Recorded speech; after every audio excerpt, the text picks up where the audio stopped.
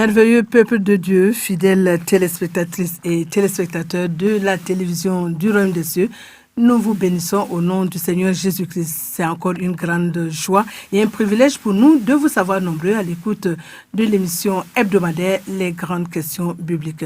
Nous voulons en ce jour traiter du thème de la vision céleste du conquérant moissonneur. Il convient de noter que la présente émission constitue un condensé des enseignements dispensés par le pasteur Mamadou Philippe Karambiri, donc à l'entame du thème général portant sur le conquérant moissonneur sur la base de la vision céleste et au moyen des clés du royaume des cieux. Au cours de l'émission, il sera donné de constater la diversité, la richesse et la cohérence des sous-thèmes qui ont été abordés. À cet effet, nous recevons sur ce plateau d'Impact TV l'excellent Sansan Yen. Il est conseiller de santé, spécialiste en santé mentale et soutien psychosocial. Il est consultant psychologue au CHR de Doré. Sur le plan spirituel, Sansan Yen est évangéliste et a été consacré en octobre 2015 par le pasteur Mamadou Philippe Karambiri. Soyez le bienvenu sur ce plateau, évangéliste Yen. Merci, Madame Bambara. Avant d'entrer proprement dit dans le vif de notre sujet, dites-nous, cher évangéliste, comment avez-vous accueilli ce thème? Merci beaucoup, Madame Bambara. Avant de commencer à répondre à votre question, permettez-moi de rendre grâce au Seigneur pour ses bienfaits, sa bonté, sa fidélité dans ma vie et ma famille. Je voudrais aussi, avant de commencer toute chose, révérer mon père spirituel, le pasteur Mamadou Philippe Karambiri, et ma mère spirituelle, Dr Hortense Karambiri, car c'est par le dépôt qu'ils ont fait en moi que, par la grâce de Dieu, je me tiens là pour donc participer à cette émission. Et je voudrais faire un coucou à mon excellente épouse et à nos merveilleux enfants qui nous suivent actuellement. Alors, à vous, je n'oublie pas de vous réitérer mes remerciements pour l'honneur que vous me faites de me convier à ce plateau. Pour donc revenir à la question, comment est-ce que j'ai accueilli ce thème? Je dirais que c'est une interpellation et c'est un retour en réalité au but que Dieu a pour moi sur la terre. Et ce thème vient pour, en réalité, me ramener sur le droit chemin que le Seigneur voudrait que je suive.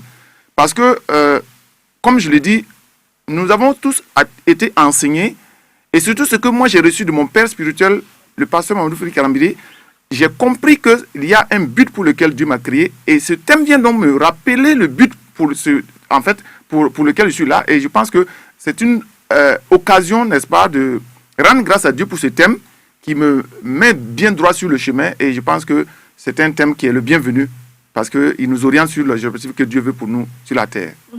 Et quel changement ce thème a-t-il opéré déjà dans votre vie évangéliste? Alors, comme changement, on peut dire, c'est déjà peut-être tôt de le dire ici, mais il y a comme un réveil en moi de privilégier certaines choses. En réalité, en tant qu'enfant de Dieu et serviteur de Dieu par la grâce de Dieu, nous sommes souvent beaucoup préoccupés à faire plusieurs choses à la fois. Mais lorsqu'on connaît le but pour lequel Dieu t'a mis donc sur la terre, il y a donc ici une concentration sur l'essentiel au détriment donc de plusieurs choses qu'on faisait avant. Donc je pense que ici le changement, j'ai pris conscience. C'est une conscientisation de là où je dois mettre beaucoup plus, j'allais dire, l'effort et là où Dieu m'attend plus. Parce qu'en réalité, il faut que l'on réalise ce pourquoi on est sur la terre. Et donc, déjà, j'ai commencé à beaucoup plus intensifier l'évangélisation individuelle à travers mon comportement. Parce que, comme nous le savons, l'évangélisation, ce n'est pas le fait de sortir, dire Jésus t'aime, mais dans le milieu où nous sommes, c'est déjà notre territoire. Et il faut aussi vivre une vie qui puisse donner aux gens pour la question, mais quel secret vous avez? Et c'est là que ça m'interpelle dans ma vie de tous les jours à être un modèle en parole, en action, en conduite, comme Paul le disait à Timothée. Et c'est là déjà j'ai commencé à avoir un changement dans déjà la place que je donne à ce message, à ce thème-là, dans ma vie de tous les jours. Et je crois que c'est un changement déjà qui s'opère petit à petit dans ma vie. Mais pour vous, excellent évangéliste Sansan Yen, et pourquoi le message sur la foi revient-il de façon récurrente, pratiquement chaque année ou voilà, vraiment en français, chaque fois quoi. Quelle est donc l'importance de la foi pour que le pasteur Mamadou Philippe Karambiri revienne là-dessus aussi fréquemment? Alors, l'importance de la foi, je dirais que la foi est un élément primordial de la vie du croyant. Nous savons tous que nous sommes sauvés par la foi. Nous sommes sauvés par la foi et c'est la foi qui fait que nous avons reçu le salut. Et notre justification, c'est également par la foi. La vie de chaque jour, c'est par la foi. Pour pouvoir opérer, il faut la foi. Parce que pour agir, il faut d'abord que tu reçoives la parole de foi qui permet de pouvoir agir. Pour recevoir les promesses de Dieu, c'est par la foi également. La guérison, la délivrance. Et pour prier, il faut la foi. Comme Hébreux 11, verset 6 nous dit qu'il faut que celui qui s'approche de Dieu croit que Dieu est et qu'il est le rémunérateur de ceux qui le cherchent. Donc, d'abord, je dirais que la foi, c'est la monnaie du royaume des cieux. C'est comme quelqu'un qui va dans un supermarché et qui voudrait payer quelque chose. Il faut qu'il ait, en fait, dans sa carte de crédit, ou soit qu'il ait des numéraires avec lui. Autrement dit, il ne peut rien payer dans la boutique. Nous sommes des enfants de Dieu et nous sommes dans un royaume.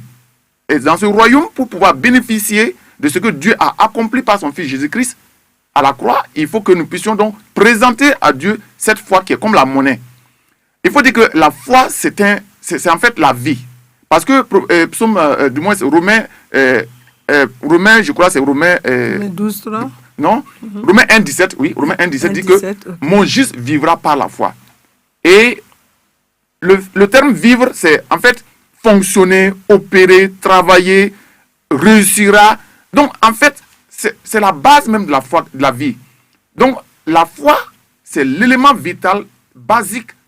Et c'est pourquoi, donc, mon père spirituel, le pasteur Mamadou Flikarambri, il revient fréquemment parce que sans la foi, on ne peut pas avancer. Donc, en gros, la foi, c'est la vie.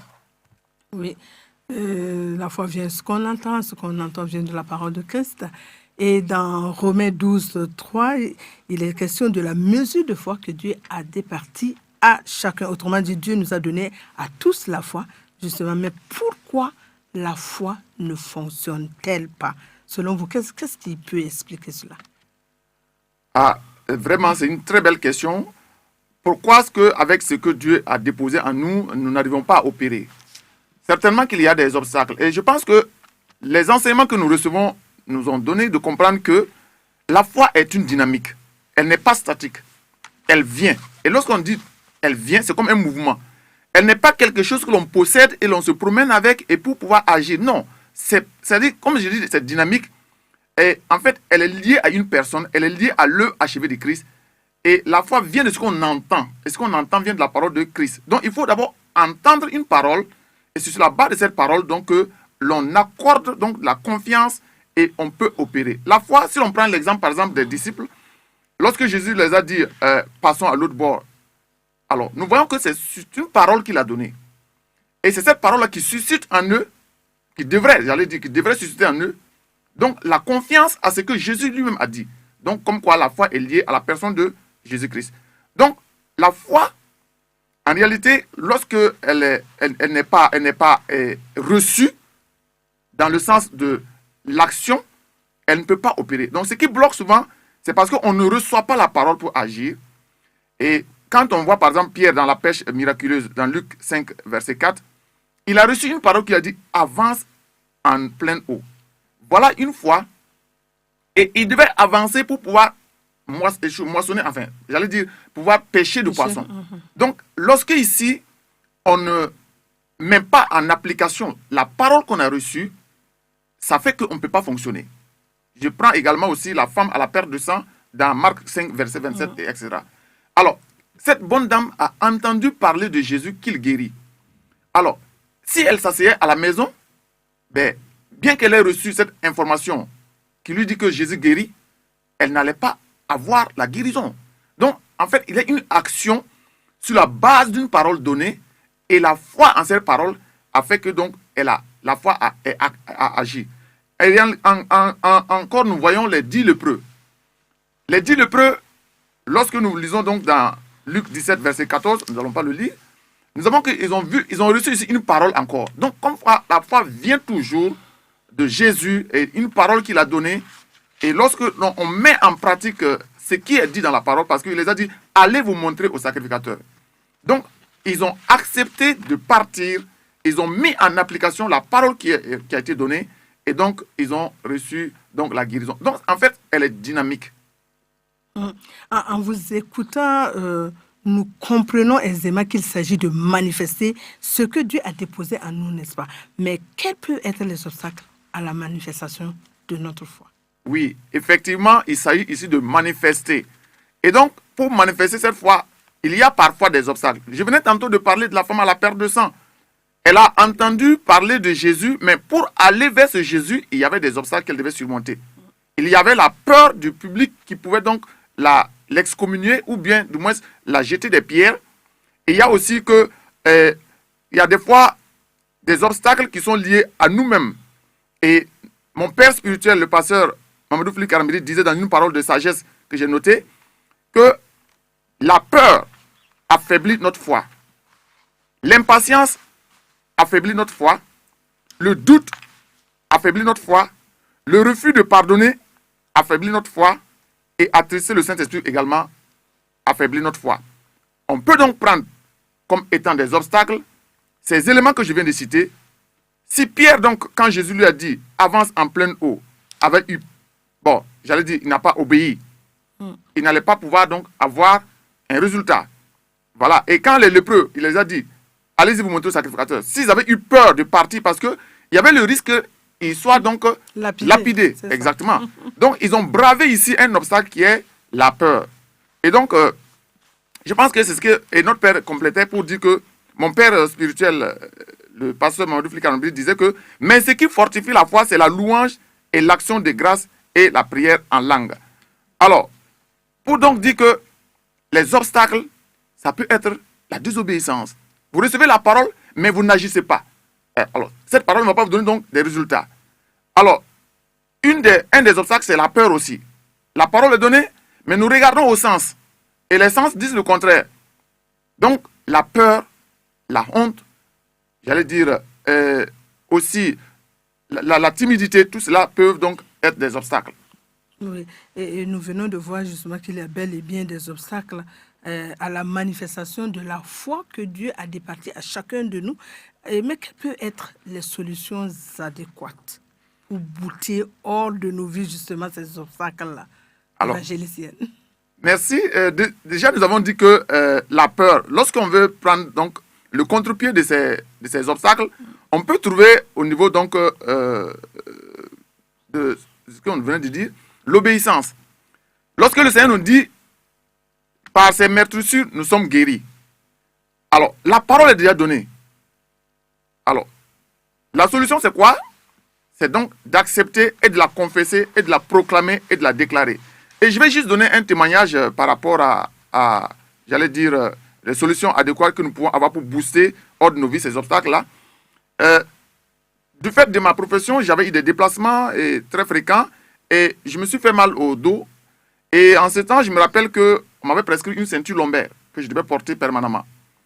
Alors, je l'ai portée, ça vaut 1 an, 2 ans. Mais un jour, le Seigneur m'a dit, quand je priais, ben, moi, j'étais déjà guéri, parce que je t'ai dit que par mes meurtrissures, tu as été guéri. Mais si tu continues de porter ta ceinture, ce n'est plus moi maintenant qui n'ai pas agi, mais c'est toi qui n'as pas agi par rapport à ta santé. Et un jour, tout simplement, j'ai eu cette conviction que, comme le Seigneur m'a dit qu'il m'a guéri, j'ai pris la ceinture et je l'ai déposée sur l'armoire. J'ai dit, ceinture, au revoir, je ne vais plus te porter. Et depuis ce temps, je me suis senti mieux parce que j'ai osé ici accepter la parole que le Seigneur m'a donnée. Parce que la parole est déjà sortie. Par ses meurtrissures, je suis guéri. Alors donc, des fois, le fait que nous n'obéissons pas à la parole est un problème. Donc, une des solutions, c'est donc obéir à la parole. Il y a le courage aussi.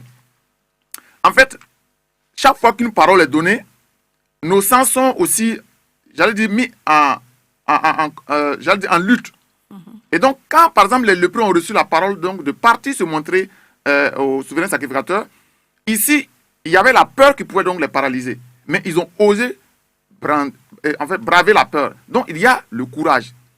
Prendre des risques. La femme à la perte de sang, nous l'avons vu. Et il y a, par exemple, la persévérance aussi, comme dans le cas de Naaman. Naaman, donc, il a reçu du prophète qu'il devait aller plonger cette fois dans le Jourdain. Et Naaman était donc allé, mais bon, lorsqu'il plongeait, il n'avait pas la certitude que ce que le prophète avait dit allait se réaliser. Mais il a fallu qu'il aille jusqu'à 7 fois comme le prophète lui a dit. Donc il y a la persévérance. Parfois la parole nous est donnée et lorsque nous persévérons, nous voyons effectivement qu'il y a un résultat. Et l'humilité. Nous pouvons voir ça avec le cas de la femme cananéenne qui est venue vers le Seigneur Jésus et qui a dit que moi je suis venu pour que tu me donnes la guérison. C'est vrai que tu as dit que la guérison c'est le petit pain des enfants, mais moi je suis en tout cas, je ne suis pas donc parmi le peuple qui est habilité à prendre ce pain-là. Je ne suis pas convié à la table, c'est vrai. Mais je pense que si les enfants mangent ce pain et qu'ils ont la santé, moi également aussi ce pain-là peut me servir. Bien que je sois un petit chien. Et vous voyez, c'est une attitude de foi en ce que, même étant chien, considéré comme chien, parce que n'étant pas du peuple, un païen, on l'a considéré comme chien, mais elle a accepté de se soumettre à la parole que le Seigneur a donnée et de montrer là une humilité en venant pour donc recevoir ce qu'elle croit que le Seigneur peut lui donner. Donc je pense qu'il y a l'humilité, la persévérance, le courage qu'il faut que nous armons et l'obéissance surtout qu'il faut avoir. C'est ça qui peut donc nous aider à pouvoir donc avoir des résultats et à braver donc ces obstacles. Mais nous voyons que Naaman aussi a eu une humilité pour entrer dans le Jourdain aussi. Tout à fait. En tant que général. Tout à fait, effectivement. Et oui, j'allais donc oublier une citation de mon père spirituel qui dit que le plus grand miracle, c'est quand nous tendons notre main pour prendre ce que Dieu nous a donné. Donc vous voyez qu'en fait, Dieu a déjà tout donné. Il n'y a rien qu'il va faire encore. Il a déjà tout fait. Il n'y a qu'à tendre la main. Exactement. Et prendre. Merci beaucoup. Oui, un des enseignements que nous avons reçus est intitulé « Comment rentrer dans le lieu secret ». Dites-nous, excellent évangéliste, conquérant, moissonneur, Yen, qu'est-ce que le lieu secret? Merci beaucoup, Madame Bambara. Le lieu secret, effectivement, lorsqu'on le dit tant, on pense que c'est un endroit spécifique, mais non. C'est vrai que dans la parole, le Seigneur nous a dit donc dans Matthieu 6 de rentrer dans sa maison, mais d'ores et déjà, le lieu secret n'est pas un endroit spécifique. C'est une intimité avec son Père. C'est l'état de notre cœur pour communier avec lui. Et ça ne veut pas dire que ça doit être fait aussi dehors, mais en fait, quand on examine la parole dans Matthieu 6, lorsque le Seigneur parle donc de rentrer, de fermer la porte, et même dans la version parole vivante, il dit dans la chambre la plus reculée. Toutes ces spécificités avaient dit qu'il y a une attitude d'écoute et de non-distraction qu'il faut avoir. Donc cela ne montre pas simplement que c'est un lieu géographique, mais ça montre la condition dans laquelle nous devons communier avec notre Père spirituel lorsque nous allons dans sa présence. C'est donc en esprit que les choses se passent. Et on n'a pas besoin que ce soit un endroit particulièrement, non. Dans sa maison, dans sa chambre, dans sa voiture, on peut être assis à l'intérieur et qu'on est dans un lieu secret parce qu'on a fermé toute forme de distraction à l'extérieur. Le fait de fermer donc la porte et rentrer dans la chambre reculée, vous devez dire pour ne pas être perturbé. Donc en réalité, ça montre ici des conditions qui sont beaucoup plus dans le spirituel que plutôt naturel. Donc le lieu secret en réalité, c'est un cœur à cœur avec son Père spirituel dans une attitude d'écoute et de disposition favorable. Et pourquoi est-il si important de savoir comment y entrer? Je veux parler justement du lieu secret. Oui, il est important de savoir y entrer parce qu'en réalité, on va dans le lieu secret. Pourquoi? D'abord, on va communier avec son Père. En réalité, on se sent à l'aise dans sa présence. Et donc, il y a lieu, quand on a cette intimité, de tenir compte de la personne avec qui et devant qui l'on y va. Si tu vas donc communier avec quelqu'un et que tu es distrait, tu vas faire un monologue et puis ressortir. Et souvent, on va dans la présence aussi pour, n'est-ce pas, recevoir une parole, recevoir une direction, recevoir quelque chose, une parole pour sa vie. Et donc, en plus du fait qu'on peut aller dans la présence pour, n'est-ce pas, aussi soumettre ses besoins et être exaucé, comme nous le dit la parole. Donc, je pense qu'il est important de tenir compte de tous ces aspects-là. Parce que si tu n'es pas préparé pour y entrer, tu peux rentrer et sortir et ne pas être exaucé. Alors que notre Père spirituel, le Père céleste, voudrait que lorsque nous venons dans sa présence, que nous soyons exaucés et que notre joie soit parfaite. Donc le but pour lui, quand nous venons dans la communion, que nous ressortions avec une joie parfaite. Et donc, si nous ne observons pas cette attitude de foi, et que nous n'arrivons pas à vaincre des obstacles, parce qu'il faut le dire encore, s'il a dit de fermer la porte, s'il a dit donc de prier dans le secret, c'est qu'en réalité, il y a un bénéfice dans l'observation de ces prescriptions-là. Alors donc, il y a des obstacles qu'il faut vaincre pour arriver à l'autre bord. Le lieu secret, c'est comme un autre bord qu'on doit passer. Il y a des conditions à remplir. Il y a un préalable de choses qu'il faut savoir. Et je pense que dans le message que nous avons reçu, alors, mon père spirituel, le pasteur Mamadou Fili Karambedi, nous a donné un exercice dans lequel il a montré, en fait, il y a des choses qu'il faut donc que l'on sache. Et il y a en même temps un exercice qu'il a donc donné. Dans cet exercice spirituel, il y a des obstacles à vaincre et les obstacles sont divisés en plusieurs catégories. Il y a les obstacles internes, l'attitude de la prière, l'hypocrisie, faire pour être vu, le jugement sur les autres, l'imitation, prier et puis avec la chair. Il y a les pensées de la prière, il y a les paroles de la prière, il y a le comportement dans la prière. Je cite un peu des éléments internes et il y a aussi les éléments externes.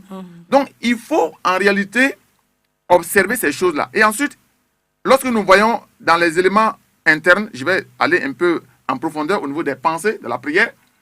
Alors, il y a des traditions. Et là, j'en prends pour exemple Pierre qui priait et Corneille aussi priait. Et Pierre, lorsque le Seigneur lui a montré qu'il fallait qu'il aille chez Corneille, donc pour permettre à ce païen de recevoir le salut, Pierre était buté ici à ces traditions et donc il se disait que moi qui suis un juif, je ne dois pas entrer chez un païen. Et donc vous voyez que dans la présence où Pierre était même, il avait faim, il voulait donc manger et puis bon, il était monté pour prier et il s'est assoupi. Et voilà, le Seigneur lui montre ça, il dit non, je n'ai jamais mangé quelque chose d'impur. Vous voyez, les traditions ont fait que c'est un blocage dans son lieu secret qui ne permettait pas qu'il reçoive du Seigneur une parole pour un salut pour toute une famille. Alors, vous voyez, donc, les pensées négatives sont les flots, les luttes internes, les raisonnements. Voilà, nous allons, comme par exemple le cas de Naaman. Naaman se dit, ben voilà, moi, c'est vrai qu'il n'était pas dans son lieu secret, mais Naaman a reçu une parole, va te laver 7 fois dans le journée. Et il se dit, moi, je pensais qu'en allant chez le prophète, il allait sortir, exhiber sa main comme un magicien. Et bon, vous voyez, ces raisonnements, lorsque nous allons devant Dieu et que nous avons ces raisonnements, nous faisons un blocus et il ne peut pas nous exaucer. Il y a quelque chose que j'ai découvert pour moi-même et cela m'a fait beaucoup de bien. Un des obstacles, des éléments internes donc, qui sont des obstacles à vaincre quand on va dans le lieu secret, c'est la fréquence de la prière, l'énergie dans la prière, le temps de prière. Je me disais personnellement à un certain temps que le fait de passer 2 heures en priant en langue, 1 heure à prier en langue, c'était un élément de fierté et je me disais que quand même le Seigneur voit que je suis fidèle dans ça, il va me récompenser. Je parle en langue longtemps. Je parle en langue longtemps. Mais non, lorsqu'on va chez lui, devant lui, on va parce qu'il est un père et le père, il connaît des besoins de son père, de son fils. Comme il le dit dans Matthieu 6, votre père sait. Donc, et moi, je m'étais mis ça là dans la tête. Il y a les paroles de la prière, comme le Seigneur nous l'a dit, donc, en prenant l'exemple de pharisiens et de publicains. Ne multipliez pas les paroles, parce que ce n'est pas à force de parler que le Seigneur nous entend. Anne n'avait pas prié aussi longtemps comme ça.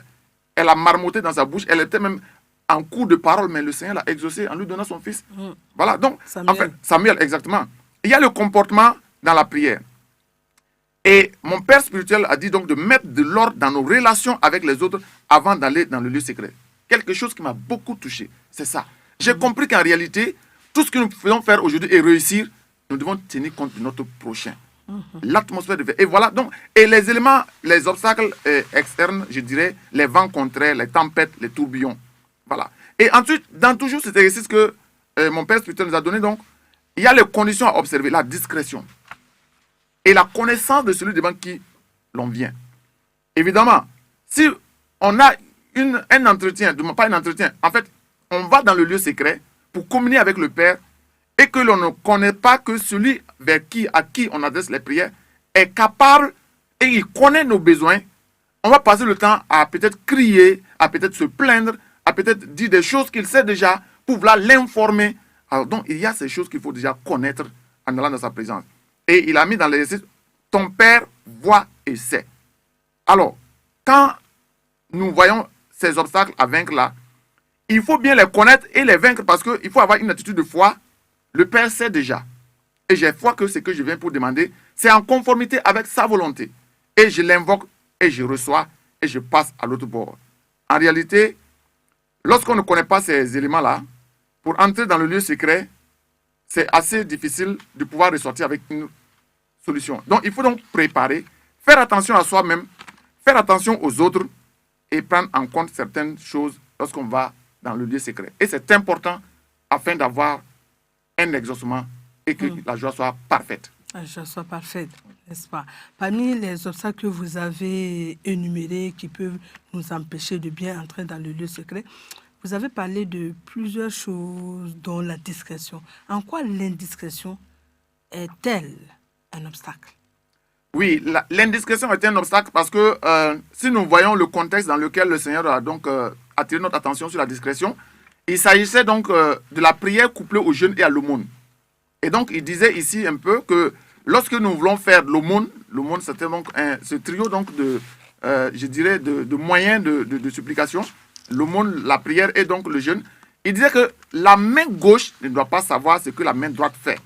Et si le Seigneur l'a relevé, c'est qu'il y a une importance qu'il faut apporter à cela. Parce qu'en réalité, c'est quoi? Nous ne devons pas faire pour être vus. Et lorsque nous faisons pour être vus, là déjà, c'est comme si nous voulons montrer par ça notre justice. Et donc, il est important... Propre justice. Voilà, exactement. Donc, mon Père voit dans le secret. C'est donc une situation ici qui se fait en secret. Donc, nous parlons de la vie personnelle, bien entendu, de la prière personnelle. Donc, il faut que Dieu voit en fait cette intention de ce que tu le fais pour lui et non pas pour être vu.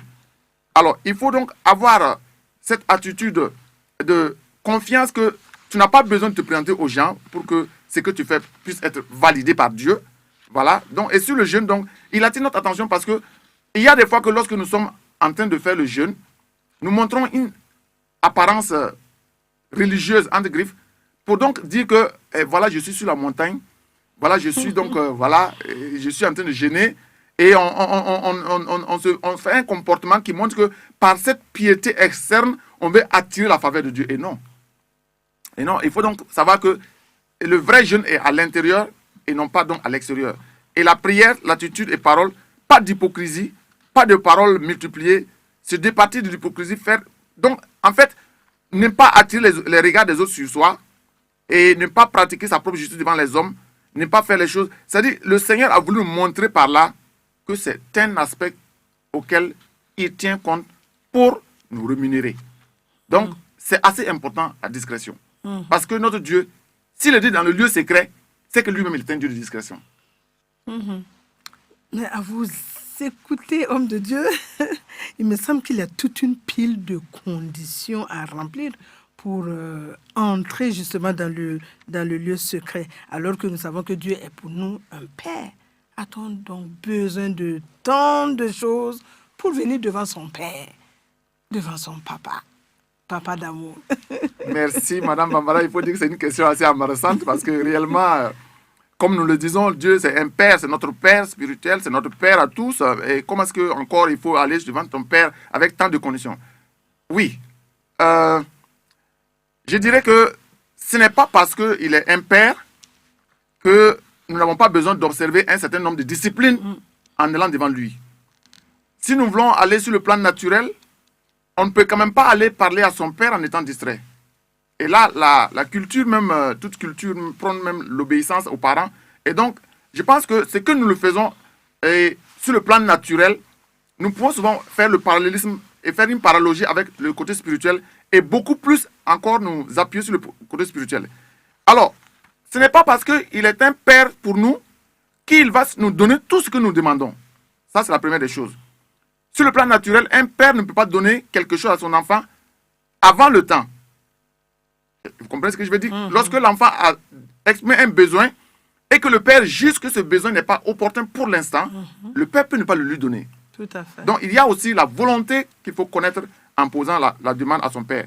Et ensuite, ce n'est pas parce qu'il est père pour nous que il va nous donner forcément tout. Parce qu'il y a des choses qu'il peut nous donner qui peuvent nous détruire. Alors, donc, le fait que nous puissions avoir ces conditions-là, alors Jacques 1, verset 5 à 8 dit que si quelqu'un manque de sagesse, qu'il la demande à Dieu qui donne tout simplement sans reproche et il recevra. Pourquoi est-ce que Jacques nous demande cela? Parce que nous demandons des choses sans la sagesse. Et nous demandons des choses des fois dans le souci de satisfaire notre ego. des passions. Et pour cela, le Père qui connaît qu'il faut demander avec sagesse et selon sa volonté, alors nous dit donc, si nous manquons dans la sagesse pour demander bien les choses, demandons-lui ça. Au moins ça, il nous la donnera, afin que nous n'ayons pas des demandes qui ne concordent pas avec sa volonté. Voilà. Donc, il y a le fait qu'il faut demander avec foi. Alors, je me dis que lorsqu'on va chez quelqu'un, chez une personne, c'est parce qu'on pense que la personne peut satisfaire son besoin qu'on allait vers la personne. Mais si on va vers la personne en doutant, oh, ben, moi je sais que je vais aller, mais je ne vais rien avoir. Mais il te sera fait selon ta foi. Selon ta foi. Voilà. Donc, il ne faut pas demander avec doute, parce que celui qui doute est semblable à des flots. Et même la personne chez qui vous allez pour demander, si elle sait que vous doutez d'elle, vous ne croyez pas en sa capacité, eh bien, naturellement, elle ne va pas vous donner la chose. Alors, donc, nous demandons et nous ne recevons pas, dit Jacques 4, verset 3, parce que nous demandons mal dans le but de satisfaire nos propres passions. Et mon père spirituel, le pasteur Mamadou Fili Karambili, disait, je cite sa citation, « Si mes pensées s'opposent aux pensées de Dieu, je n'ai qu'à prier comment je n'aurai rien. » Et deuxième citation, il dit, « On peut prier, mais si on a des idées arrêtées, ça ne passera pas. » Vous savez, Madame Bambara, lorsque mon père spirituel prêche, il y a des paroles, lorsqu'il est dit, que ce soit en introduction, mais ça vient comme des flèches et tout de suite ça captive votre attention. Et moi, je note ces paroles-là. Et voilà, justement, je fais attention à cela. Lorsque je vais dans le lieu secret et que je dois prier, d'abord, je vois si mes pensées sont alignées sur la parole. Si ce que je vais demander, c'est avec la sagesse de Dieu, si ça va répondre aux besoins de Dieu, là, je suis convaincu qu'en demandant et avec des peu de mots, je suis exaucé. Mais si je vois que ça ne concorde pas, je mets ma vie en règle en faisant confiance à ce que Dieu a dit avant donc de faire la prière. Donc, il est important de savoir donc aller. C'est pas parce que c'est un père qu'il nous donne tout ou tout est permis. Non. Ok. Et nous sommes dans la dynamique de conquérant moissonneur et nous avons vu avec le pasteur Mamadou Philippe Karambiri un des enseignements intitulé Comment devenir un moissonneur de feu. Pourquoi un tel titre, moissonneur de feu? Et à quoi cela renvoie-t-il selon vous? Pourquoi un tel thème moissonneur de feu et à quoi cela renvoie-t-il? Je pense que dans la vie, il y a des personnes qui ont marqué de par leur courage, de par certains caractères, des caractères particuliers, qui sont aussi une audace à saluer, une bravoure qu'il faut vraiment relever. Et je pense que ce terme moissonneur de feu, personnellement, je le comprends étant comme des gens qui ont été des instruments en fait, assez particuliers, ce sont des héros. Voilà. Je dirais que un moissonneur de feu, c'est un homme ou une femme qui a bravé des obstacles, qui s'est laissé utiliser par le Seigneur pour faire entrer des gens dans la bergerie. C'est un héros, une personne de par son courage, sa détermination, son attachement au Seigneur et surtout sa foi à réaliser des exploits. Mais je tiens à souligner que ce n'est pas pour autant qu'ils sont des gens spéciaux. Nous le sommes aussi parce que nous pouvons donc devenir, et nous le sommes à travers le thème que nous avons reçu, parce que le Seigneur, lorsqu'il donne la parole, il nous a déjà qualifiés et nous l'avons déjà, cette caractéristique. Donc, il n'est pas à dire que moissonneur de feu, à travers donc les personnages qu'on a étudiés dans l'enseignement, ce n'est pas à dire que ce sont des gens qui sont carrément spéciaux ou bien non, non, non. Ils sont aussi des personnes comme nous et nous pouvons l'être et nous le sommes déjà. Oui, très bien. Et alors, dites-nous, évangéliste Sansanien, comment expliquez-vous qu'avec tous les dons que nous avons reçus du Seigneur et toute la faveur divine que nous avons en tant que nouvelle création, nous restons jusque-là non opérationnels dans la conquête des âmes? Comment expliquez-vous ça? Oui, nous restons non opérationnels dans la conquête des âmes parce qu'il y a plusieurs facteurs qui peuvent l'expliquer. Dans l'entame, le thème, lorsqu'il est dit ainsi, c'est déjà un thème de combat. Et lorsque on veut moissonner dans le camp de l'ennemi ne va pas donc baisser les bras. Et donc, ça fait que ici, lorsque nous, en tant qu'enfants de Dieu, nous ne percevons pas cet aspect de combat qui est déjà engagé et gagné d'avance. Donc, nous pouvons donc rester dans le laxisme et penser que les choses vont couler. Non. Je dirais que nous ne sommes pas opérationnels parfois, entre griffes, parce que il y a, comme le cas de Timothée, qui a reçu l'imposition des mains du collège et de Paul, qui est donc son père spirituel. Timothée est resté inopérant, bien qu'il ait reçu ce dépôt. Qu'est-ce qui s'est passé? Il y avait l'esprit de timidité qui le paralysait. Il y a la peur qui peut aussi être un des facteurs qui ne nous permet pas d'être opérationnels. Il y a la honte. Parfois, je le disais, il y a le fait que parfois on a honte de témoigner pour le Seigneur dans certains milieux. Eu égard au fait qu'on est un agent dans un service et que on n'a pas eu à donner un bon témoignage, on ne peut pas se permettre de parler à son supérieur parce qu'il connaît ta vie. Et lorsque vous allez lui parler du Seigneur Jésus-Christ, déjà vous avez honte parce qu'il va dire, mais je ne sais pas que tu es aussi chrétien puisque en te voir, je ne sens pas la différence entre toi et les autres. Non, il y a la honte que nous éprouvons parfois qui nous paralyse et qui fait qu'on ne peut pas aussi aller être opérationnel. Il y a le cas de Simeon dans la parole de Dieu où c'est un monsieur qui a été vraiment privilégié. Il a reçu même l'autre bord avant qu'il n'aborde son bord. Il a connu le bord dans lequel il devait donc y parvenir. Parce que le Seigneur lui a révélé qu'il n'allait pas mourir sans avoir tenu donc dans ses mains le Seigneur Jésus-Christ. Et pourquoi il n'a pas opéré? C'était l'égocentrisme. En tant qu'enfant de Dieu, nous recevons beaucoup. Et des fois, nous sommes là, nous ne ranimons pas ces dons et nous pensons seulement qu'à nous. Et c'est en cela que ce thème de moissonneur de feu, ce thème qui nous a été donné, nous fait donc penser que nous ne devons pas regarder à nos besoins, mais nous devons regarder à ceux que Dieu a. Penser aux besoins de Dieu. Et c'est cette philosophie, c'est cette leitmotiv que je me suis donné cette année par la grâce de Dieu, que Seigneur, je ne voudrais plus désormais regarder à mes besoins, mais je vais regarder à tes besoins. Parce que tu m'as dit dans Matthieu 6,33 que si moi je considère les priorités de tes besoins, moi ce que j'ai comme besoins sont comblés. Alors donc, pour ne pas faire l'inverse, alors cette année, j'ai décidé de donner la priorité au Seigneur et pour tout le reste, pas pour une année, pas pour 2 ans, autant que le Seigneur me permet de vivre, de prioriser ses besoins. Et quand je vais devant lui, je vais lui dire, Seigneur, je veux réaliser ton besoin. Donc, en observant donc les attitudes, les réactions, les comportements des différents groupes de personnes que nous avons vus dans l'enseignement, à savoir donc Anne, Siméon et puis, j'allais dire, Étienne, Paul et Rahab, tous ces personnages-là, on voit qu'en réalité, ils ont bravé des obstacles. Donc, mon père spirituel disait que il ne faudrait pas se contenter d'être des serveurs de table. Il faut plutôt être des préparateurs de repas. En faisant allusion donc à l'attitude des disciples lorsque le Seigneur leur a dit allez-y, donc vous serez mes témoins. Ils sont restés à Jérusalem, ils n'ont pas voulu sortir. Et donc nous voyons dans Actes que lorsqu'ils avaient donc commencé à faire donc une répartition des rôles dans la distribution des vivres aux veuves, c'était un travail qui était bien, c'est bon. Mais ils sont restés à un niveau où le Seigneur n'avait pas besoin d'eux à ce niveau-là. Donc, on voit que dans nos assemblées, les rôles que nous jouons pour servir les autres frères peuvent parfois constituer des obstacles à ce que nous passons à l'autre bord. Et voilà ce que j'ai reçu donc, dans ce message-là, qui m'a beaucoup interpellé. Donc, ce qui fait que je ne suis pas opérationnel, c'est parce que je suis resté à un bord de l'autosatisfaction, à un bord de la stagnation. Exactement. À un bord de l'activisme chrétien, au lieu de passer au bord donc, de la spécificité de là où le Seigneur veut.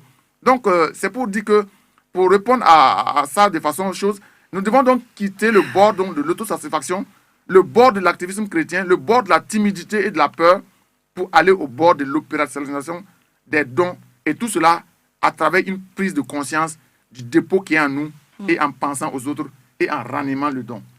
À cette seule condition, nous pouvons donc essayer de ne plus être non opérationnel, mais désormais opérationnel. Opérationnel, n'est-ce pas? Prioriser les besoins du Seigneur. Parmi les exemples que l'orateur a pris sur les moissonneuses et les moissonneurs de feu, on remarque 3 femmes sur qui le focus a été mis. Quelle inspiration peut-on tirer de ces 3 femmes que sont Rahab, Ruth et la femme samaritaine? Excellent évangéliste. Merci beaucoup. Quelle inspiration peut-on tirer des femmes? Alors, je dirais ici que c'est une analyse des déclarations de ces femmes qui ont beaucoup attiré mon attention et c'est inspirant. Mon père spirituel, le pasteur Mamadou Philippe Karambili, avait, après donc cet enseignement, donné un exercice. Il a dit de prendre les passages où ces 3 femmes ont eu à donner des déclarations et confronter ces propos et nous verrons qu'est-ce que cela nous fait découvrir. Alors, je me suis prêté à cet exercice-là et donc j'ai réalisé, après avoir donc pris les 3 propos de Ruth, de la Samaritaine et de Rahab, j'ai étudié leurs déclarations. J'ai vu qu'elles avaient 3 points communs. Premier point, la révélation du Dieu de salut. Rahab l'a dit dans Josué 2, verset 11. Nous savons que Dieu vous a donné cette ville. Quelle révélation! Comment une étant dans une telle ville, barricadée, fermée, qui n'a même pas accès à l'évangile, comment est-ce qu'elle a pu comprendre que la ville a été donnée déjà même à Josué? Donc, et ce n'est pas d'elle, c'est la révélation qu'elle a eue. Et lorsque nous voyons aussi Ruth, Ruth a eu à dire à sa belle-mère, Naomi, ton pied, mon pied. Ton Dieu sera mon Dieu. Bon, alors, si quelqu'un n'a pas reçu une conviction de là où il part, comment peut-on affirmer que je ne quitterai pas cette personne? Surtout que sa coépouse était déjà partie. Mais elle, c'est une révélation qu'elle a eue. Et lorsqu'on voit la Samaritaine, venez voir un homme qui m'a tout dit. Ne serait-il pas le Messie? Mais elle a compris que c'était le salut qui était devant elle. Et donc, en réalité, c'est la révélation qu'elles ont eue du Dieu du salut. Ça, c'est le premier point qui est donc commun à toutes ces trois femmes. Ensuite, nous voyons dans leur attitude le courage. Et là aussi, on le voit dans Josué 2,6. Rahab a accepté d'héberger ses espions. C'est un courage. Parce qu'elle faisait face à la vindicte populaire. C'est-à-dire, donc, moi, je peux dire que la population, les gens donc de Jéricho, pouvaient venir la faire du mal parce qu'elle a accepté de prendre ces étrangers-là. Et on l'a surveillée puisque sa maison était un peu en hauteur. Donc, on pouvait la voir et puis bon, l'espionner un peu, savoir qui rentre là-bas. Donc, alors, ici, elle a affiché un courage. Ruth, partir dans un lieu dont on ne sait pas l'éternel les aboutissants, ce qui nous attend, c'est aussi un courage. Et la Samaritaine, vous voyez, et mon père spirituel, j'aime bien surtout parce qu'il a des paroles quand il les sort, vraiment, ça nous fait du bien. Il dit que quand mon père spirituel, le pasteur Mamadou Flikarambiri, a dit que lorsque on a la révélation, quelle que soit la noirceur de son péché, on n'a plus honte. Et la Samaritaine, c'est ce qu'elle a fait. Quand elle a vu que Jésus était le salut qui était devant elle, parce que pour eux, en tant que chose, attendant le Messie qui devait venir, elle sait que c'est le Sauveur. Donc quand elle a vu que le Sauveur était en face d'elle, elle savait que ce jour-là, elle était sauvée. Donc elle a dit, elle est partie en ville. Une femme qui n'osait pas du tout affronter le public. Qui se cachait. Oui. Et qui a pu donc sortir et aller se montrer. Ah ben, imaginez, si elle part même au puits, à une heure un peu, j'allais dire, je dirais, pour se cacher, 13 heures comme ça, pour que les gens ne la voient pas, c'est pour dire qu'elle avait honte quand même de se montrer au public. Et donc, et cette fois-ci, elle est allée elle-même pour se montrer au public. Donc, c'est un courage qu'elle a bravé ici pour aller dire aux gens, venez voir un homme qui m'a tout dit. Ne serait-il pas le Christ? Et le troisième point commun à ces trois femmes, lorsque j'ai étudié, c'est leur foi. Oui. Alors, Rahab ici a fait une demande aux deux espions-là. Elle sait que le salut, vraiment, c'est pour le peuple-là. Donc, elle veut rentrer dans ce salut-là. Elle a montré sa foi.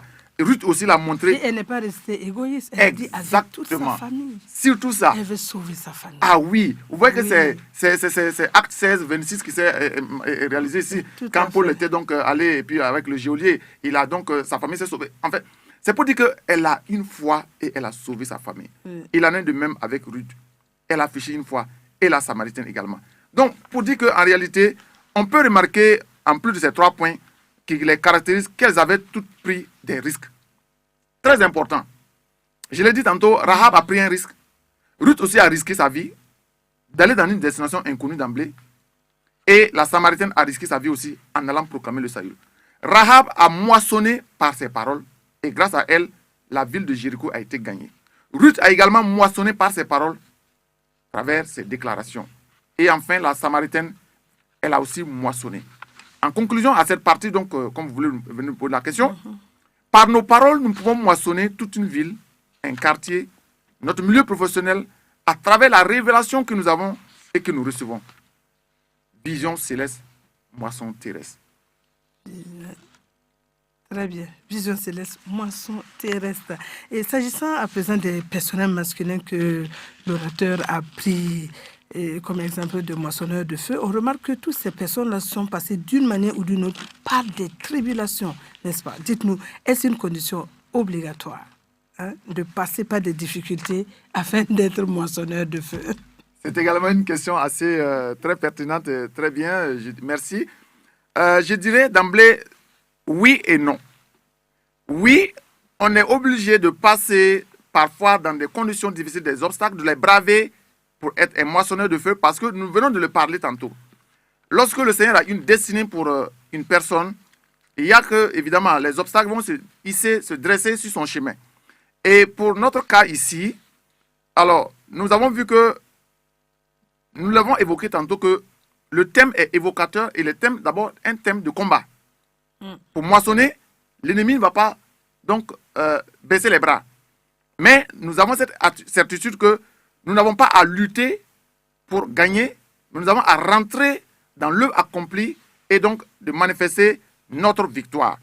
Donc oui, parce que lorsque nous regardons les Écritures, Dieu a donné le territoire à Josué, mais lui a dit à lui de conquérir. Lève-toi, passe le Jourdain. Donc Dieu a fait sa part, mais à nous de faire la nôtre en nous levant et à prendre possession. Donc le fait déjà de dire le territoire que je vous ai donné, lève-toi, passe le Jourdain et prends possession. Il a donné, certes, mais il y a des gens qui y habitent et qui sont aussi très heureux de se sentir dans ces conditions à l'aise. Alors, il faut aller donc les déloger. Mais la victoire, non, n'est pas par nos efforts. La preuve que lorsque Jésus s'est présenté devant les choses, il y a eu donc l'ange de l'Éternel qui s'est présenté devant lui. Je suis l'ange de l'Éternel qui se place devant toi. C'est pour montrer que ce n'est pas par nos efforts, mais c'est pour montrer que nous devons faire notre part de courage et d'action. Alors, mon père spirituel l'a dit dans un de ses enseignements. Alors, la foi nous a donné, et le Seigneur nous a donné son esprit, et le Saint-Esprit est le maître de la moisson. Nous avons l'autorité du nom de Jésus, et nous avons tout, pratiquement, pour pouvoir donc aller, parce que nous sommes dans un terrain, et c'est dans un combat. Alors, le sang de Jésus, et les dons spirituels, et sa présence avec nous, c'est autant d'éléments qui nous sont donnés pour nous dire que il nous les faut utiliser parce que nous sommes dans un combat. Oui, pour les disciples comme Étienne, Philippe, Paul, Saul de Tarse, dans ces situations, nous avons vu qu'ils ont vraiment eu des difficultés. Alors, Philippe était en train d'évangéliser à Samarie, calmement, et puis bon, le Seigneur lui a dit, bon, voilà, tu vas aller sur le chemin, donc tu vas voir un unique Éthiopien, et tu vas donc lui donner la nouvelle. Alors, Pierre, nous avons vu qu'il a aussi, j'allais dire, et tous, ils ont été bousculés par le fait qu'ils étaient restés à Jérusalem. Donc, la persécution est venue et ils se sont éparpillés. Et c'est là qu'il faut souvent ces situations pour montrer que ce n'est pas toujours dans le calme qu'on va moissonner, mais il y a des obstacles. Non, on n'a pas forcément besoin de traverser ces obstacles, parce que j'ai tantôt répondu par oui d'abord, mais ensuite j'ai dit non, parce que nous savons que la victoire est gagnée. Satan est un loup édenté. Il est vaincu. Son pouvoir a été détruit. Et nous savons qu'il n'a que des ruses. Donc, pour le cas de Pierre qui a moissonné Corneille et bien d'autres le jour de la Pentecôte, il est vrai qu'il y a parfois des risques à prendre, mais cela demande aussi le courage. Mais Dieu n'est pas obligé de passer par des tribulations pour que nous soyons des moissonneurs de feu. Bien au contraire, ces difficultés sont parfois que nous rencontrons sont pour faire éclater la gloire du Seigneur. Donc, je dirais que des fois, le Seigneur nous permet de moissonner sans autant de difficultés, mais parfois, il faut passer par des difficultés. Parce que les difficultés ne sont pas là des empêchements et des obstacles qui nous embarrassent. Mais c'est Dieu qui les prépare pour non seulement faire éclater sa gloire. Et donc, je pense que dans ce sens-là, alors, dans les deux catégories, je pense que nous voyons que Dieu peut se servir des obstacles, comme il peut ne pas se servir aussi des obstacles, mais on est toujours conquérant, moissonneur. Très bien. Et dans les deux catégories de personnes que nous avons vues justement dans cet enseignement, nous voyons que Simeon avait déjà la connaissance du bord auquel il devait déjà y parvenir. Il connaissait auparavant l'autre bord dans Luc 2, 25 à 28, sans qu'il n'ait eu à prier ou à gérer pour connaître cela. Est-ce à dire que la connaissance de l'autre bord relève uniquement de la souveraineté de Dieu? En nous inspirant du passage où le Seigneur a dit aux disciples, passons à l'autre bord, en fait, ce n'était pas le désir des disciples de passer à l'autre bord. Lorsque nous voyons dans la parole de Dieu, toutes les fois qu'un homme, un serviteur de Dieu est passé d'un bord X à un bord Z, ça a été la décision du Seigneur Jésus. Ça a été la décision de Dieu lui-même. Alors, je l'ai toujours relevé. Mon père spirituel, le pasteur Mamadou Flikarambira, disait un jour dans ses enseignements, ce n'est pas à nous de dire que nous voulons passer à l'autre bord. Non. Et lorsqu'on regarde attentivement le pourquoi Jésus a dit, passons à l'autre bord avec les disciples, nous comprenons aisément que le passage à l'autre bord ne peut pas être une décision par nous-mêmes. Pourquoi? Lorsqu'on lit les Écritures, il y avait dans l'autre bord de la rive là, un nommé monsieur qui s'appelait le Gadarénien, qui tenait en respect 10 villes sous sa domination. Et donc, comme le Seigneur Jésus dit que lui ne fait que les choses qu'il va faire au Père, le Père lui avait montré dans sa présence qu'il y a une ville, une décapole, dans laquelle il devait aller libérer les gens, mais la porte pour donc rentrer dans cette ville devait être le passage à l'autre bord. C'est pourquoi ça n'a pas été facile. Et donc, pour dire que quand ils sont allés dans la barque, Satan a dit, vous n'allez pas pouvoir donc conquérir ces 10 villes-là. Et c'est ça, il a soulevé la tempête. Vous voyez, donc ça pour montrer que pour passer à l'autre bord, il y a naturellement des obstacles. Et le vent a soufflé et tout cela, cette tempête, pour montrer que ce passage à l'autre bord avait un but qui était donc de pouvoir conquérir ces 10 villes. Et donc, quand ils sont passés, ils ont pu délivrer, enfin Jésus a donc libéré ce Gadarénien-là et les 10 villes ont été gagnées. Donc, pour dire que ce n'est pas évident, ce n'est pas nous qui devons le dire. Lorsqu'on remarque tous ceux à qui Dieu a voulu faire passer d'un bord à un autre, ça n'a toujours pas été facile. Et ça va même à l'encontre de nos pensées. Prenons le cas d'Abraham et de Sarah. Le passage du bord de la stérilité au bord de la fécondité, ça a été la décision du Seigneur Jésus. Enfin, je peux dire de Dieu. Pardon, pas de l'Ancien Testament, parlons de Dieu. Oui. Genèse 17, versets 15 à 19. Prenons le cas de Gédéon. Pour le passage du bord de la défaite au bord de la victoire, ça a été la décision de Dieu. Ça, c'est dans Juge 6, verset 12. Prenons le cas avec les disciples. Le passage du bord de la stagnation, de la peur là, au bord de la grande moisson, ça a été donc la décision du Seigneur. Passons à l'autre bord. Prenons le cas de Philippe. Du passage de l'abondance au bord, du passage du bord donc de l'abondance au bord de la surabondance, parce que nous rappelons que c'est à travers donc l'évangélisation de Philippe que l'unique Éthiopien a été donc sauvé. Donc, vous voyez, c'est toujours le Seigneur qui décide. Donc, ce n'est pas toujours nous, mais c'est le Seigneur qui le décide. Mm-hmm. Oui, il convient de noter que nous posons cette question parce que nous entendons des chrétiens qui disent qu'ils veulent eux-mêmes arriver à tel ou tel bord. Oui, là, c'est le Seigneur voit notre aspiration et il peut nous conduire dans son intérêt, mais pas à nous de décider là où nous allons, parce que nous ne connaissons pas la fin de la chose avant son commencement. Seul le Dieu le connaît.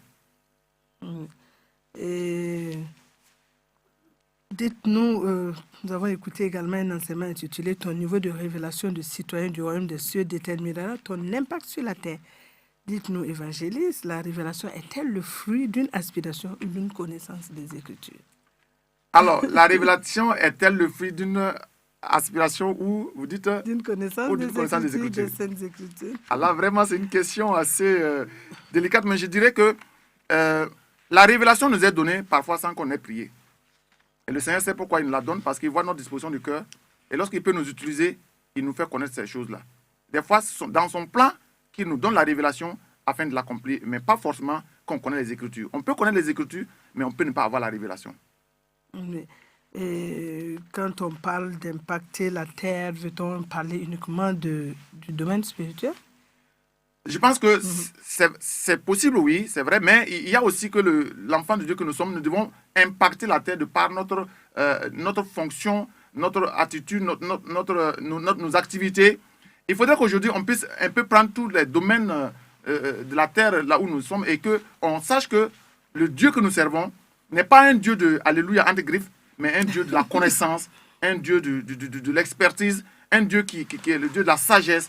Et donc, ça peut être aussi à d'autres domaines. Voilà. Et que donc, que l'on soit footballeur, qu'on puisse montrer, impacter sa génération, qu'on soit un enseignant, qu'on puisse impacter sa génération, et qu'on soit, par exemple, un agent de santé, qu'on puisse impacter. Donc, je pense que c'est à d'autres domaines aussi, y compris, bien entendu, le domaine spirituel. Oui. Et en conclusion, qu'est-ce qu'on peut retenir de tout ce que nous avons dit par rapport aux conquérants moissonneurs? Il y a eu tellement de choses qui ont été dites. Voilà, pour quelqu'un qui nous prend en marche ou qui prend la fin, qui puisse comprendre ce dont nous parlions. Alors, pour donc dire en conclusion, qu'est-ce que le conquérant moissonneur? C'est une personne que Dieu a en fait capacité, Dieu l'a déclaré déjà pour accomplir un but et qui doit vraiment discipliner sa vie en vue donc d'observer, d'avoir l'objectif.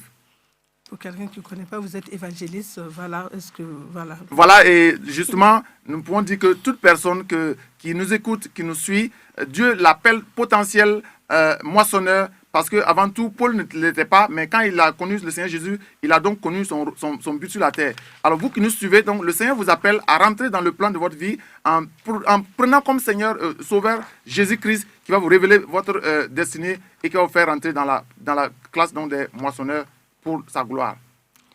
Merci, excellent évangéliste Sansayen, d'être passé sur ce plateau, nous parler de la vision céleste du conquérant moissonneur.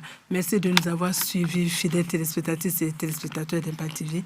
Vivement que la moisson soit abondante et à l'unisson pour atteindre, justement, pour l'atteinte de cet objectif pour la nation tout entière. Jésus-Christ est Seigneur. Shalom, shalom, et à un prochain numéro des grandes questions bibliques. Au revoir.